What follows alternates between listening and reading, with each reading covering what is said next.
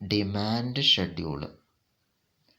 Demand schedule എന്ന് വെച്ച് കഴിഞ്ഞാൽ ഡിമാൻഡും വിലയും തമ്മിലുള്ള ബന്ധം കാണിക്കുന്ന പട്ടികനെ വിളിക്കുന്ന പേരാണ് ഡിമാൻഡ് ഷെഡ്യൂൾ.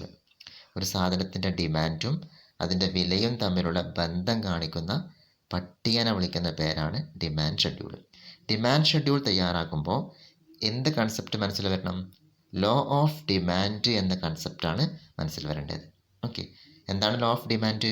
ഒരു സാധനത്തിൻ്റെ വില വർദ്ധിക്കുമ്പോൾ ഡിമാൻഡ് കുറയണം, വില കുറയുമ്പോൾ ഡിമാൻഡ് കൂടണം. അതായത് വിലയും ഡിമാൻഡും തമ്മിലുള്ള വിപരീത ബന്ധമാണ് ലോ ഓഫ് ഡിമാൻഡ് പറയുന്നത്. ഓക്കെ, ഇവിടെ നോക്കി ഫസ്റ്റ് ടേബിൾ ഒന്നാമത്തെ കോളത്തിൽ പ്രൈസാണ് കൊടുത്തിട്ടുള്ളത്, രണ്ടാമത്തെ കോളത്തിൽ ഡിമാൻഡ്. പ്രൈസിനെ ഷോർട്ടായിട്ട് പി എന്നും ക്വാണ്ടിറ്റി ഡിമാൻഡിനെ ഡി എന്നായിട്ട് ഷോർട്ടായിട്ട് സൂചിപ്പിക്കണം. പ്രൈസ് നോക്കി 50, 40, 30, 20, 10 ആയിട്ട് ഇങ്ങനെ ഡിക്രീസ് ചെയ്യുമ്പോൾ, കുറയുമ്പോൾ ഡിമാൻഡ് എന്താ സംഭവിച്ചത്? രണ്ടാമത്തെ കോളം നോക്കിയ ഡിമാൻഡ് 1, 2, 3, 4, 5 ആയിട്ട് വർദ്ധിക്കുന്നു. ഓക്കെ, രണ്ടാമത്തെ ടേബിൾ നോക്കി പ്രൈസ് ഡിമാൻഡ്. അവിടെ പ്രൈസ് എന്താ ചെയ്ത് 10, 20, 30, 40, 50 ആയിട്ട് ഇങ്ങനെ ഇൻക്രീസ് ചെയ്യുമ്പോൾ ഡിമാൻഡ് എന്ത് ചെയ്യുന്നു? 5, 4, 3, 2, 1 ആയിട്ട് ഇങ്ങനെ കുറയണം.